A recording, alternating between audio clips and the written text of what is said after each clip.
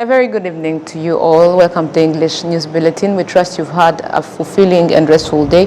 Let's kick off the edition with the headlines. On July 28, World Hepatitis Day, many people commend the government's efforts to combat the disease but are calling for increased measures.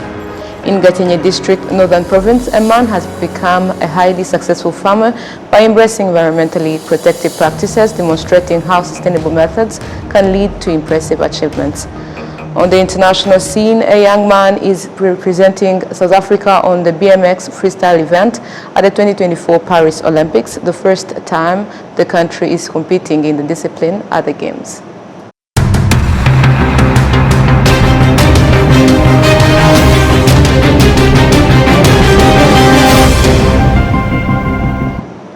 My name is Olive Nete. It's always a pleasure to have your company. Welcome to the English News in Details. Now, on health matters, on July 28, World Hepatitis Day, many people commend the government's efforts to combat the disease but are calling for increased measures. Additionally, the World Health Organization reports that Rwanda is among the top 7 countries globally with robust measures to control hepatitis. We have details. Mujawiyera Anosiata, a 64-year-old woman from Nyamagabe district, has been hospitalized at Nyarugenge Hospital in Kigali. She was admitted after being diagnosed with hepatitis B. Despite high illness, Mujawiyera is grateful for the care she's receiving and is showing improvement. I was gravely ill and had diarrhea, which weakened me significantly. My children brought me to the hospital, where they quickly treated the diarrhea. After that, they ran additional tests and discovered that I had hepatitis. They immediately started treating me, giving me various medications. Now, I'm feeling better. I don't know much about the disease, but I trust that the doctors who know more about it will treat me appropriately. In various parts of Kigali, some residents report that they were fortunate to be diagnosed with hepatitis C and vaccinated against hepatitis B. They expressed appreciation for the government's measures to protect them. I once lived with someone who had hepatitis. I saw how it affected my friend. His legs and belly would swell. We went to the hospital and they confirmed it was indeed hepatitis. At that moment, I decided to get tested as well, and thankfully, I tested negative. However, some people have expressed that they did not have the opportunity to participate in the campaign for hepatitis diagnosis and vaccination. They are concerned about their health status and request for the campaign to be strengthened and reach everyone. With the way the government continues to care for us, I think that since community health workers have been trained, they continue to educate residents during community meetings. This way people can understand the importance of being screened. If we were all to get vaccinated early, it would be easier to prevent the disease. Dr. Niyomuga Fulgence, the doctor in charge of monitoring infectious diseases at Masaka Hospital, advises that to prevent hepatitis, people should avoid unprotected sex, get checked, and participate in vaccinations for themselves and their children, especially since these vaccinations are free of charge. They should avoid engaging in unprotected sex, get vaccinated, and ensure that their children are vaccinated against the disease. They should also seek early screening to prevent further complications. The Ministry of Health reports that since the initiation of the 5-year program to eradicate hepatitis in 2018, 8 million people have been screened for hepatitis C. Of these, 60,000 have been diagnosed and treated, with ongoing care for others. In the past 5 years, 5 million people, including children and adults, have been tested for hepatitis B, with 8,000 currently on medication. Additionally, 7 million people have been vaccinated since 2002. Hepatitis B infection rates have decreased from 3% in 2017 to 0.36% in 2023, while hepatitis C rates have risen slightly from 4% to 0.48% during the same period. Now to economic matters. Economic analysts that have noted that Rwanda being rated favorably in international developmental reports should not be a reason for the country to become complacent and instead spur it to make it even greater achievements in the future. This comes after the World Bank's 2024 Africa Country Policy and Institutional Assessment report ranked Rwanda first on the continent with 4.1 points, the highest possible score being 6. Africa's economic potential has been emphasized on numerous occasions, largely due to the continent's large number of youths. I believe that the future of Africa, with jobs for young people, depends on 5 big areas. The first one is energy, second, infrastructure, third is agribusiness and food security. That's a big part of what could generate business jobs. Fourth is tourism. I think the final one is healthcare. You will hear us in the course of this spring meeting talk a great deal about healthcare as well. So I think about these 5 as enablers, but also as job generators. Point is, without energy, affordable access to energy, nothing is possible.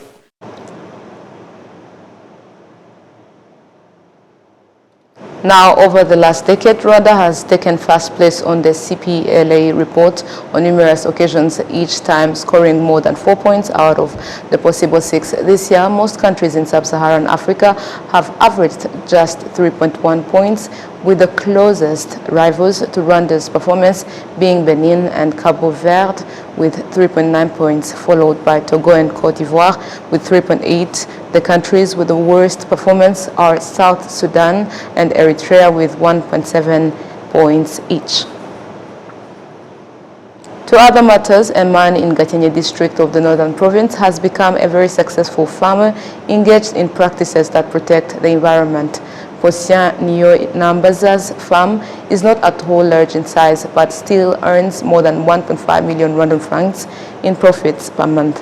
At just 38 years of age, Posien is now quite well off despite struggling with unemployment after completing his high school studies and opting to participating in the government's Vision Umurage program at VUP, as it is usually referred to, and using the 40,000 Rwandan francs he earned per month to begin his agriculture activities all those years ago.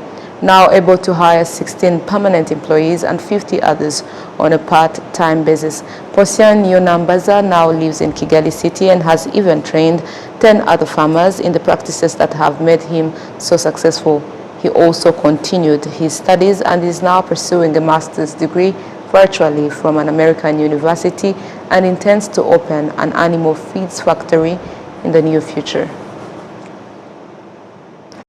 To more news, more than 600 members of the rice growing cooperative Kodarica in Kamonyi district of the southern province have expressed grave concerns after the leaders of the cooperative took loans without their knowledge while including individuals not part of Kodarica, using the pretense that they were seeking assistance for the cooperative. The cooperative members were later shocked to be told that they have debts amounting to 4.5 million Rwandan francs and they need to pay back, not being aware that they had taken any loans. The current president of Kodarica says the microfinance institution that provided the loan should have been careful before providing the funds, while district officials say those responsible for the scam will be held accountable. The cooperative originally had more than 1,000 members, but many left citing management problems that have plagued it.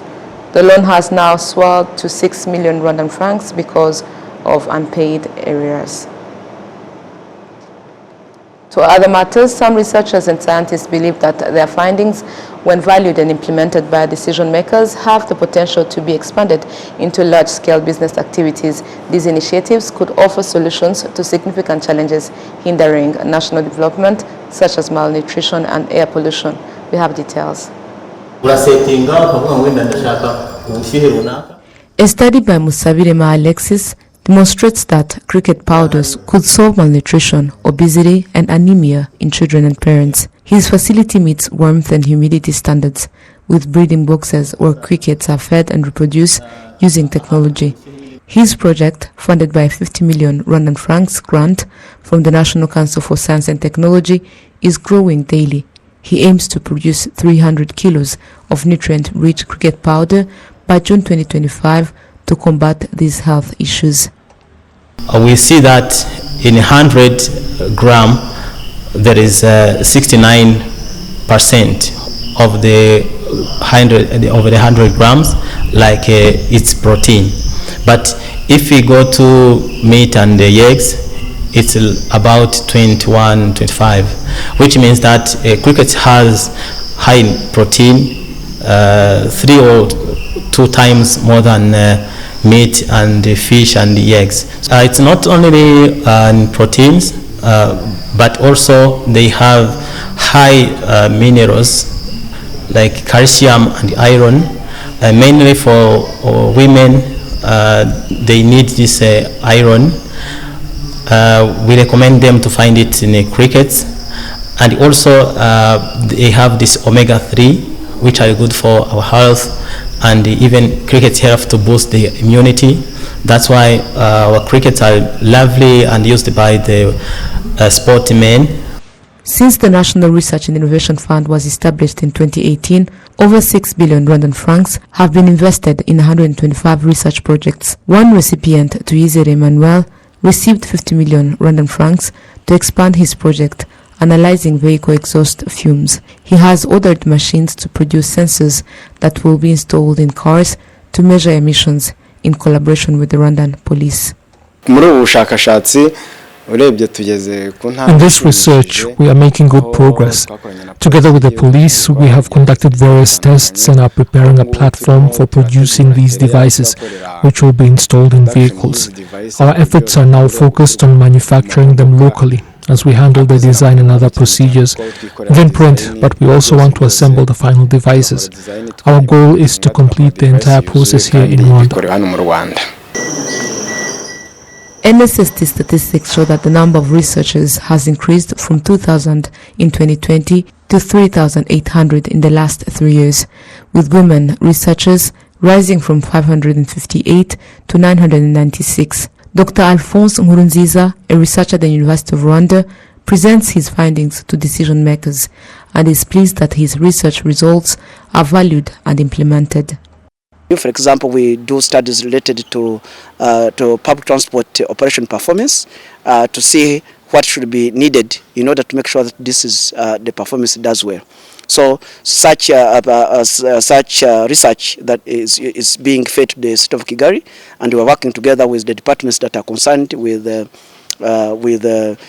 operations of public transport, and then we give them feedback on how what comes out. And then based on that, they are able now to draw some conclusions that can lead them to make some interventions on the ground, but also at the same time giving feedback also to the public transport operators where they have challenges, so that they can easily target the resources to make sure that they can be able to overcome those challenges, but based already on the numbers and evidence on the ground. In 2020, the country invested 0.69% of its GDP in research. This has now increased to 0.79%. Dr. Eugene Mutimura, Executive Secretary of the Rwanda's National Council for Science and Technology, is proud that about 20 research projects are currently expanding into the commercial market. When I talk about research that is commercialized, that is exactly what I mean. Research that addresses, national issues, not only research that is published. I gave examples that we have over, I think, 20 projects that have reached the level of commercialization, meaning that they can have their products commercialized and get patents. Some of them actually have already registered for intellectual property rights, and that's what we want. And that's why we talk about academia-industry collaboration. It addresses the needs, it brings about new innovation, new technology, and it's supposed to create jobs and improve industry and economic growth of the country. The goal is for the government to invest at least 1% of the country's GDP in research activities addressing national issues. By 2035, the plan is to increase this investment to 1.5% of the GDP, and by 2050, to more than 3%. Now to entertainment news. At the conclusion of the Umuntu Arts Festival, the organizer Hope Azeda was celebrated for a decade of nurturing artistic talent. The festival's final days saw heartfelt applause from the arts community, recognizing Azeda's commitment and achievements over the past 10 years. Our colleague Adam Skizera takes us through. Wow, today we are on the final day of our Umuntu Art Festival, and I'm joined with Hope Azeda. Hope, this was probably 10 days of arts, and yesterday you reflected back on what it means you are celebrating. But I want you to demonstrate the special things that have been here in this festival, in this 10 days festival.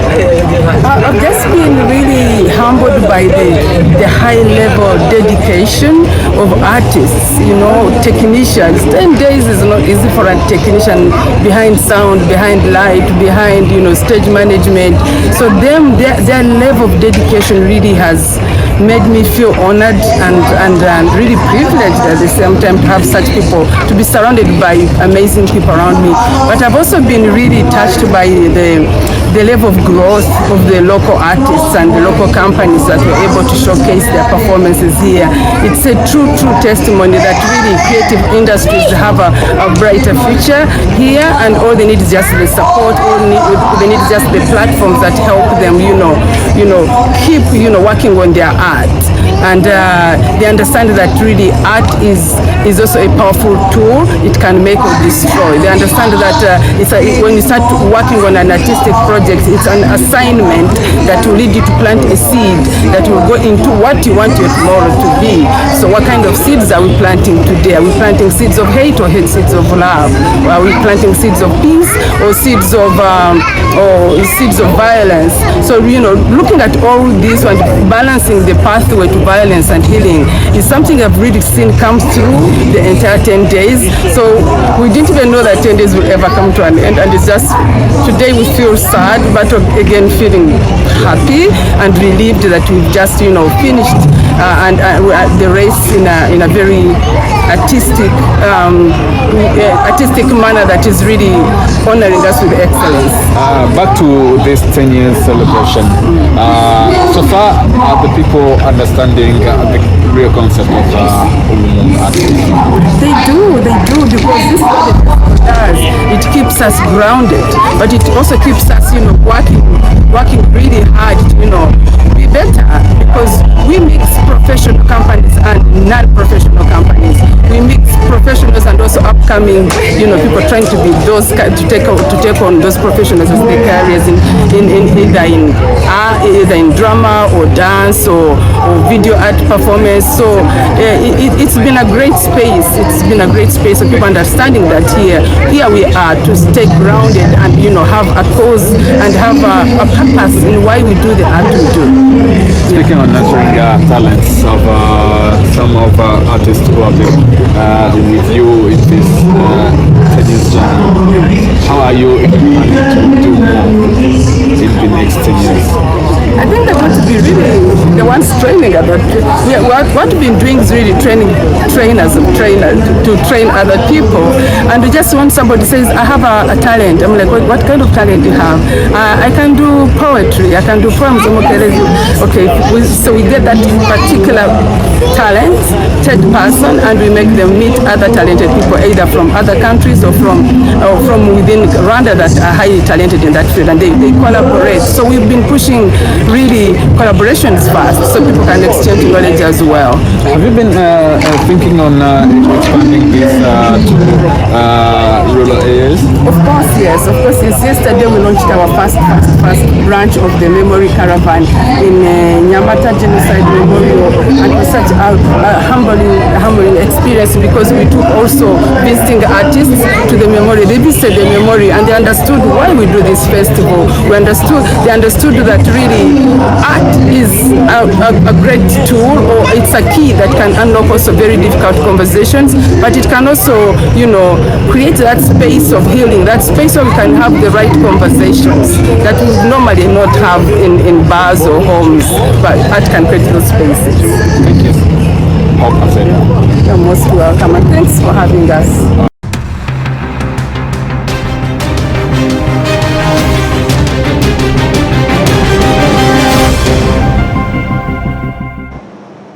And now, on behalf of the technical and news production team, we sincerely thank you for being part of today's broadcast.